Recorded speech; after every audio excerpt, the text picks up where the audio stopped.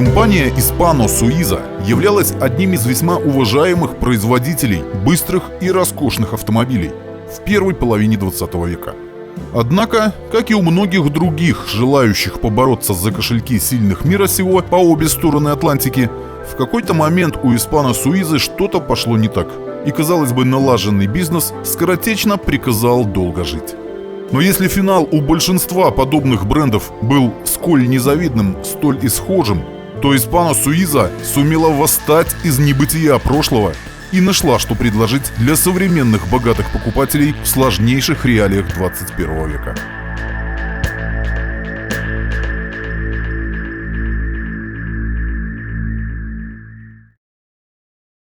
В 1898 году амбициозный инженер из Швейцарии Марк Биркигт прибыл в Испанию, чтобы наладить там производство электромобилей.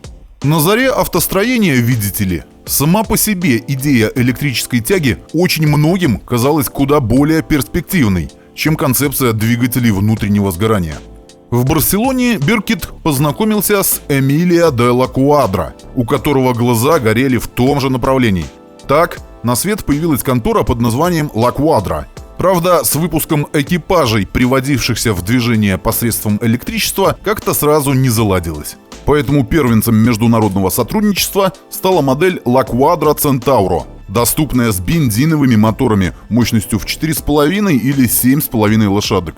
Конструкция автомобиля была вполне традиционной для своего времени. 3 передачи, цепной привод и подвеска, как у кареты. В течение нескольких лет де ла Куадра и Биркигт пытались поставить свой новоиспеченный бизнес на ноги, но, к сожалению, у них так ничего и не получилось. А затем в этой истории появилось новое, важное действующее лицо – бизнесмен Дамиен Матео, который при финансовой поддержке своего приятеля Франсиско Сейкса в 1904 году на обломках компании La Quadra основал фирму La Hispano-Suiza Fábrica de Automóviles с пропиской все в той же Барселоне. Марк Биркигт был назначен техническим директором нового предприятия, и работа закипела с новой силой. Буквально в авральном режиме были созданы 4 новых двигателя, 2 4- и еще 2 6-цилиндровых. На машинах с 6 котлами непомерного объема, в недрах которых порождалось более чем конкурентоспособное поголовье в 75 сил, удалось преодолеть маршрут Перпиньян-Париж за 22 часа. Данное достижение было тут же отмечено в прессе, а как мы уже рассказывали в выпуске про Делае, в те годы победы в гонках и скоростные вояжи между городами были, по большому счету, единственным способом заявить о себе на широкую аудиторию. Дела наконец-то пошли в гору. А поскольку в те времена рынок Франции был основным, когда речь шла о 4-колесном премиуме, то неудивительно, что в 1911-м в пригороде Парижа открылся сборочный цех под названием Hispano France. Помимо этого, лицензия на производство автомобилей была передана в Великобританию, Италию, а позже в Чехословакию. Для начала первого десятилетия прошлого века подобную востребованность сложно назвать иначе, кроме как оглушительным успехом. На руку марке сыграл и один из самых известных автолюбителей той эпохи – король Испании Альфонсо XIII, который расценивал Hispano-Suiza не иначе как национальное достояние и сыграл немалую роль в формировании известности бренда. В честь короля даже была названа новая модель, оснащенная 4-цилиндровым двигателем на 45 лошадей. Этой мощности было вполне достаточно, чтобы развивать в те годы мало кому доступные 120 км в час. Современные испанские автоэнтузиасты даже считают эту машину, впервые представленную в 1911 году, самым первым серийным спорткаром в мире. Слава Hispano-Suiza уверенно шагала по континенту. Продажи росли, а сам бренд на территории старушки Европы стал ассоциироваться с роскошью и высшим обществом, где, как известно, не принято экономить на статусных атрибутах. Однако начавшаяся Первая мировая война неминуемо внесла свои коррективы, и, как и все заводы, способные производить механизмы, Hispano-Suiza была переведена на военные рельсы. Используя весь свой богатый опыт в моторостроении и все имеющиеся инженерные наработки, компания выпустила более 50 тысяч авиационных двигателей с 1914 по 1918 год. При этом Аист с опущенными вниз крыльями ставший символом французской эскадрильи, для которой в основном и поставлялись авиационные моторы, впоследствии стал эмблемой самой компании Hispano Suiza. Первой моделью Hispano Suiza с серебристым аистом над капотом стала представленная в 1919 году H6. Во многом революционный автомобиль с верхневальным шестицилиндровым двигателем был способен развивать максимальную скорость в 150 км в час. H6 занимает одно из важнейших мест в истории марки, поскольку именно за его рулем Анре Дюбане выиграл кубок Жоржа Буало, гонку на выносливость, проходившую в городе Булонь-сюр-Мер. Для техники тех времен преодоление длинных дистанций в режиме педаль в пол было сложнейшим испытанием, а экипажи, способные хотя бы просто доехать до финиша, уже вызывали уважение у потенциальных покупателей. Кстати, Андре Дюбане, который был не только пилотом-ассом и автогонщиком, также был и изобретателем. Он разработал уникальную систему независимой передней подвески, которую впервые опробовал на шасси Hispano Suiza H6 1932 года. К 1936 году он усовершенствовал конструкцию этого шасси и передал его в ателье Жака Савчика для создания уникального кузова.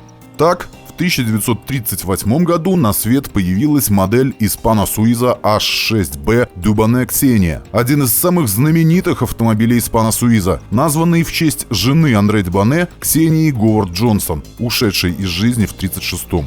В движение Dubane Xenia приводится рядной шестеркой объемом 8 литров. Имея 160 лошадей под капотом и уникальный аэродинамичный кузов, формы которого были позаимствованы в авиации, автомобиль может разгоняться до скорости в 177 км в час. 8-литровый мотор начал использоваться на машинах Hispano Suiza еще в середине 20-х, благодаря чему они на равных могли конкурировать с такими европейскими грандами, как Isotta Fraschini или Rolls-Royce. За роскошные экстерьеры автомобилей Hispano Suiza отвечали многочисленные кузовные ателье, которые не могли себе позволить обойти стороной испанского производителя. Здесь, возможно, стоит напомнить, что до Второй мировой войны производством кузовов занимались преимущественно сторонние компании, готовые выполнить любой каприз заказчика. В том числе и поэтому машины тех лет сегодня уходят с молотка за баснословные деньги с пометкой «Единственный экземпляр в своем роде». В качестве примера можно привести совершенно невероятные модели с кастомными деревянными кузовами, такие как H6B Labordette Skiff или H6C Tulipu Torpedo от ателье Newport. Последний был изготовлен по заказу все того же Дюбане для участия в гонках. Деревянный каркас этого авто был обшит 3-миллиметровой авиационной фанерой, на которую с помощью заклепок прикрепили шпон красного дерева и покрыли лаком. Весь кузов, согласно некоторым источникам, весил всего 72 килограмма. Под капотом расположилась форсированная до 200 сил 8-литровая шестерка, а сзади расположился бензобак с увеличенным до 175 литров объемом. В 1924 году Дюбане на своей деревянной Суизе принял участие в гонке Тарго Флорио и сумел приехать к финишу шестым. Учитывая, что больше половины из 37 участников вообще не доехали до конца этой многокилометровой гонки, Дюбане был вполне доволен результатом. В 2022 году Hispano Suiza Tulipu Torpedo была продана с аукциона за 9 миллионов 245 тысяч долларов. Но вернемся в 20-е годы прошлого века, когда французское подразделение Hispano Suiza получило гораздо больше самостоятельности, чем раньше, благодаря тому, что 29% его акций теперь принадлежали местным учредителям. Именно французские производственные мощности сосредоточились на выпуске люксовых автомобилей, в то время как на родине, в Испании, компания разрослась до нескольких заводов, которые в основном занимались выпуском коммерческой техники, включая автобусы и авиационные двигатели, отлично себя зарекомендовавшие еще над полями сражений Первой мировой. В этот период, как я уже рассказывал когда-то в выпуске под названием «Войны цилиндров», автостроители по всему миру начали сходить с ума по многоцилиндровым силовым агрегатам, и компанию Hispano Suiza эта истерия не обошла стороной. В 1933 году на свет появилась модель J12 с двигателем V12, который с объемов 9,4 литра выдавал 220 лошадиных сил. Впоследствии объем двигателя вырос до 11,3 литра, а мощность увеличилась до 250 лошадей. Известно, что крутящий момент у последних версий V12 составлял 770 ньютон-метров. За 6 лет было построено не более 120 экземпляров Hispano Suiza J12. Один из них в течение почти 15 лет использовал сам диктатор националистической Испании Каудильо Франциско Франко. Сегодня Hispano Suiza J12 – это весьма и весьма востребованный коллекционный автомобиль. Вот только на аукционы они попадают крайне редко. Согласно данным сайта Classic.com, за последние 5 лет лишь 4 машины было продано. Самая дешевая обошлась новому хозяину всего в $764 тысячи. А самая дорогая – вот этот кабриолет J12 1934 года постройки с кузовом от ателье Ван Вурен. Весной нынешнего года стоила 2 315 000. Правда, теперь она ничего не стоит, потому как уже в начале сентября эта машина сгорела дотла во время транспортировки. Летом 1936 года в Испании началась гражданская война, которая разрушила не только саму страну, но и ее связи с большинством государств-соседей. Французское подразделение Hispano Suiza внезапно осталось без своих испанских хозяев. И уже в 1938 году производство легковых автомобилей этой марки было полностью свернуто. Французская фирма сумела пережить Вторую мировую, однако она полностью сосредоточилась на аэрокосмическом направлении и с течением времени была поглощена другими, более мощными компаниями. Примерно та же судьба ждала и испанское крыло Hispano Suiza, которое поначалу было национализировано сепаратистским правительством Каталонии и продолжало заниматься выпуском коммерческой, а также военной техники. После завершения Второй мировой войны то, что осталось от Hispano Suiza в самой Испании, было объединено с некоторыми другими фирмами, включая компанию Pegaso. И в конце концов все это превратилось в хорошо известную фирму Seat. Чуть более подробно об этих событиях я рассказывал в выпуске про эту самую Pegaso. Международная компания Hispano Suiza стала одной из многочисленных жертв двух кровопролитных войн. Сначала местной, гражданской, затем большой мировой. Этой компании не помогла выжить ни широкая сфера бизнес-интересов, ни тот факт, что в какой-то момент ее подразделения оказались по разные стороны баррикад в мировом противостоянии. И все же имя Hispano Suiza было слишком знаменитым и узнаваемым, чтобы о нем можно было просто так забыть. Первая серьезная попытка возрождения марки была предпринята в самом начале 21 века небольшой инжиниринговой фирмой из Барселоны Mosel Group, которая 3 года подряд представляла прототипы Hispano Suiza в надежде, что кто-то обеспечит финансовую поддержку проекту. К сожалению, эта попытка ни к чему не привела. Также не увенчались успехом и начинания австрийского дизайнера Эрвина Лео Химмеля, долгое время проработавшего на Audi, Volkswagen и Škodu. В 2010 году Химмель показал концепт Hispano Suiza V10 Supercharged, развитием которого через несколько лет стала модель Hispano Suiza Maguari.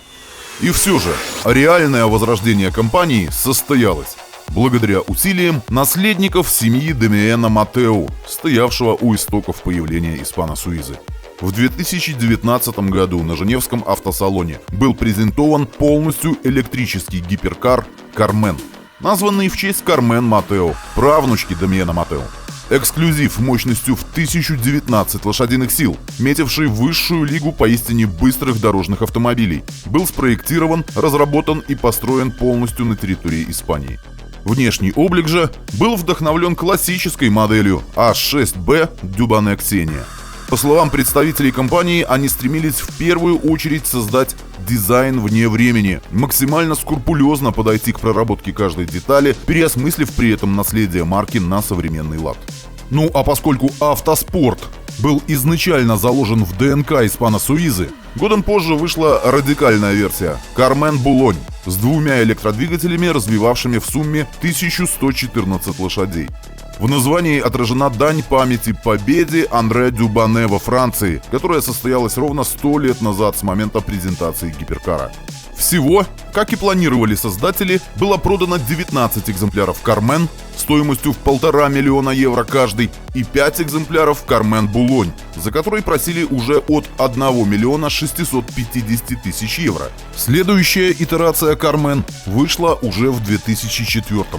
Кармен Сагрера получила имя в честь района Барселоны, где в 1907 году компания открыла свой первый полноценный завод. Сагрера, по сути, стала продолжением идей, заложенных в первом концепте, однако инженеры постарались улучшить машину в ее каждом аспекте.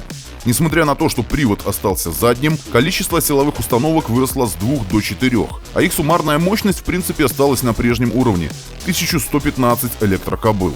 Развесовка же стала идеальной – 50 на 50, в то время как у предшественников вес был смещен на заднюю ось в соотношении 40 на 60. Над стайлингом потрудились спецы из известной студии Ital Design, а основной отличительной чертой в сравнении с предыдущими версиями стало роскошное V-образное заднее антикрыло, недвусмысленно отсылающее к маскоту с летящим аистом. Объявлено, что стоить будет это великолепие, способное первую сотню разменивать за 2,5 секунды, 2,5 миллиона евро, без учета налогов. Сможет ли Hispano Suiza занять свое достойное место среди производителей штучных гиперкаров, покажет только время. Ведь, как и 100 лет назад, в этом сегменте конечного потребителя волнуют не столько цифры. Нужно уметь удивлять. А в этом плане, как известно, конкуренция среди грандов гиперкаростроения просто запредельная. В любом случае, история продолжается, а это не может не радовать всех тех, для кого в исторической летописи автомобильного мира Hispano Suiza занимает далеко не последнее место. Плюс ко всему, Марк Биркигт в свое время приехал в Барселону именно для того, чтобы строить электромобили. Так что с уважением к своим корням у нового руководства Hispano Suiza полнейший порядок.